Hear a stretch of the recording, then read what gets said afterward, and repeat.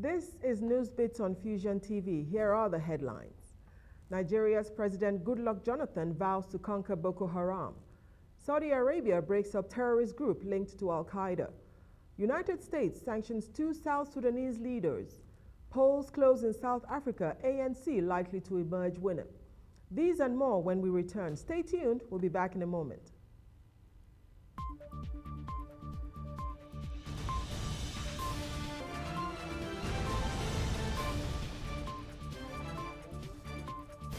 Hello and welcome to News Bits on Fusion TV. I'm Nika Roberts. Extremists in northern Nigeria struck again, abducting 8 young girls from their homes in Borno State, approximately 3 weeks after about 300 girls were abducted from a boarding school in Chibok.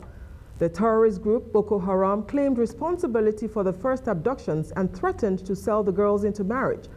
The Obama administration offered to send in a team to help with the apprehension and prosecution of those responsible for the abduction, and the president, Goodluck Jonathan, said he welcomes any help. The abductions have already become an embarrassment for Jonathan's government, accused of being slow and inept in their reaction thus far. Former Secretary of State Hillary Clinton has said that the Nigerian government has been somewhat derelict in protecting its citizens. Earlier, I spoke to a Nigerian security expert who gave his perspective on the comment. I think that former Secretary of State Hillary Clinton has a lot of access and we respect her accomplishments and achievements. But to say that the Nigerian government has been derelict, except if my understanding of the word derelict is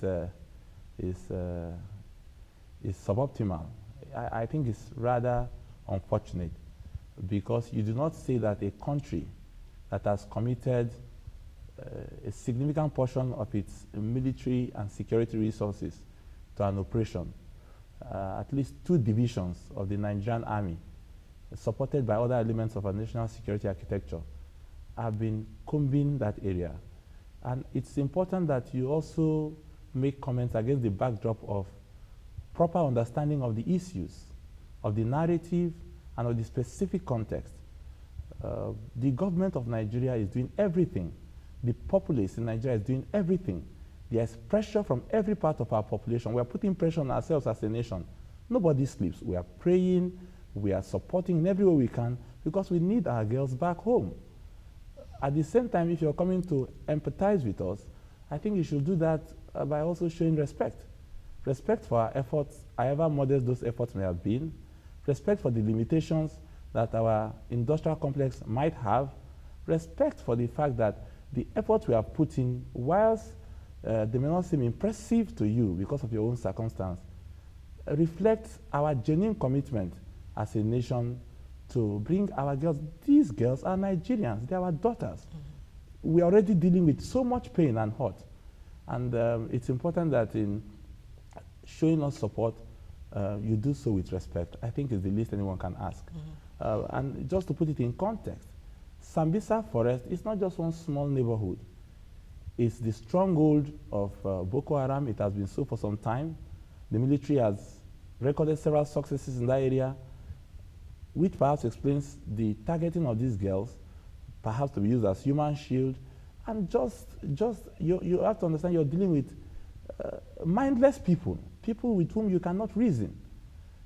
There has been a global outcry of justice on the abductions using various mediums, including social media networking sites with the hashtag #BringBackOurGirls. In Atlanta, it was no different as community leaders and rights groups took to the streets. If we don't do anything now, we will never do anything. And this is to safeguard the future of Nigeria.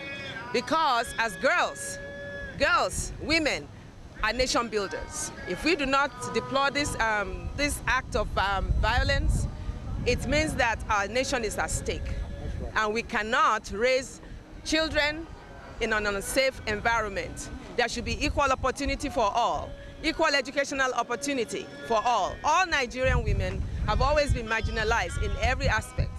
For this, we have to make a stand. And we believe that the whole world is watching.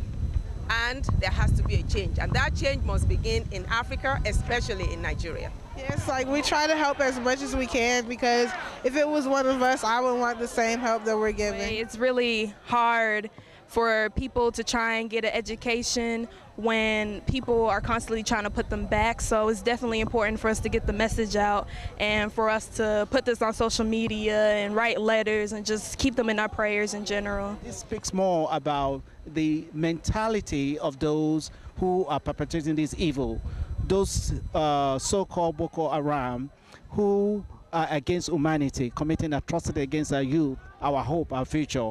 We've got to stop them by all means necessary. As a mother, I am just horrified that this could happen to the beautiful children, and we want them back right now. When I heard about the rally, I decided to take time from my busy schedule. My name is Bishop Kenneth Obi, and we want the girls back, and we want them back now. We have to start somewhere, and I'm pleading to every Nigerian politicians back home that this is not time for them to travel, come overseas to preach to us about how well they are doing. This is time for them to focus and find these girls. So women are supposed to be protected and cherished, and we are asking God to bring us home, bring our children, our girls home, so they can have a good life that God has made them to have. It's a travesty that someone could steal innocent children and then sell them as slaves. We have to bring our children back home. We have to protect our children, and that's my #1 priority. And all over the world. Many people say African American. I'm an American who happen to be an African. These are my people, and I want our girls to come back home. Within their power to use every instrument, to use every help. America, France, Britain, and other countries have extended their hand. They should use those tools to make sure that these kids are set free. These kids are supposed to be with their parents. These kids are supposed to be with the community. These kids are supposed to be in school, and that's where we want them to be right now. I'm mad. I can't take this anymore. My future is at stake. The children got to come back home. Meanwhile, the World Economic Forum opened Wednesday night amidst very tight security in the capital city of Abuja. Tagged Africa's Davos, it was supposed to turn the spotlight on the host nation Nigeria, which recently became the largest economy on the continent. It was supposed to promote it as a business destination and reflect its growing clout in the global circuit. Instead, it is overshadowed by the abduction of over 300 girls from the school in a region that had previously been under emergency rule. Over 70 delegates converged at the venue of the conference.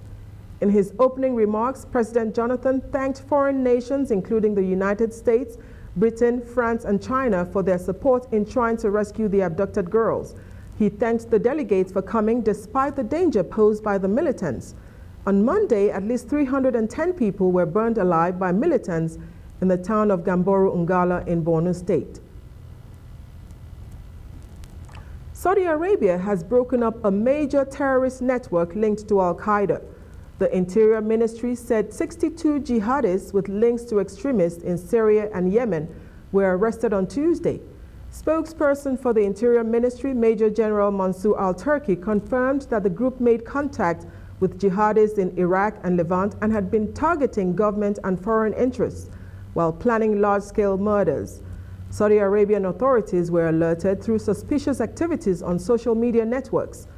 The authorities were able to dismantle a facility used to make bombs and electric detonators and recovered about 1 million Saudi riyals, about 156,000 pounds. The group had been responsible for smuggling people and weapons into Saudi Arabia. Abdel Fattah el-Sisi, the man expected to be the next president of Egypt and the current de facto leader and former defense minister, has vowed to finish off the Muslim Brotherhood. The Brotherhood has been branded a terrorist organization with thousands of its members in jail and over 1,000 killed in clashes against the government. El-Sisi made the proclamation in a previously recorded interview organized by his campaign camp, claiming that's what his people want. He also restated his support for Egypt's anti-protest law, which makes spontaneous street demonstrations illegal. The presidential election is set to take place May 26th and 27th.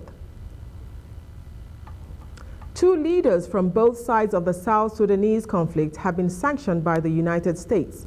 A designation of the United States Treasury Department has frozen the assets of both Peter Gaudet, an Army commander faithful to the rebel head Makar, and Major General Mariel Shanwang, leader of Kiera's presidential security, and has blocked all dealings with American people and companies. Secretary of State John Kerry also threatened sanctions on South Sudan rebel leader Riek Machar if he rejected peace negotiations. Machar on Tuesday said he would try his best to make it for peace talks. Thousands of people have been killed and about 1 million more have been displaced from their homes since fighting erupted in December. Dozens of women, gun violence survivors, and family members of gun violence victims flooded Capitol Hill on Wednesday for the second annual Moms Take the Hill event and Mother's Day Week of Action.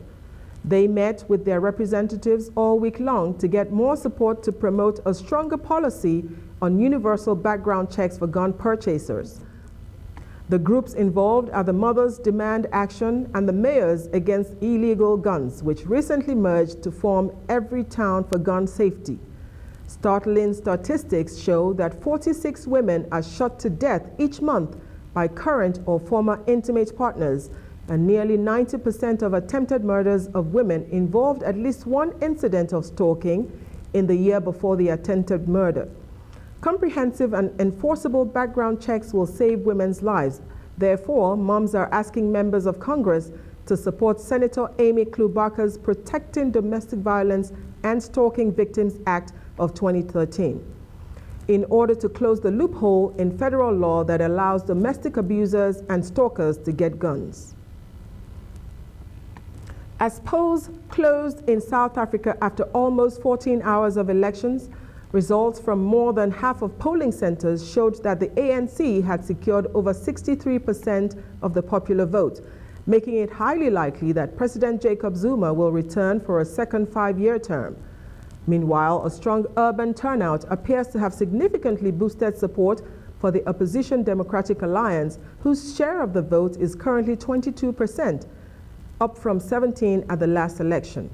DA leader Helen Zille said she expects the final tally to remain at about 22%. Turnout of voters was about 70%, including thousands of born-free South Africans, so-called because they were born after the end of apartheid, many of whom were registered to vote in a general election for the first time. As the results come in, we'll continue to update you on developments. Well, that's all the news bits we have for you this week on Fusion TV. Thanks for staying with us. We'll see you again next time. Until then, stay safe.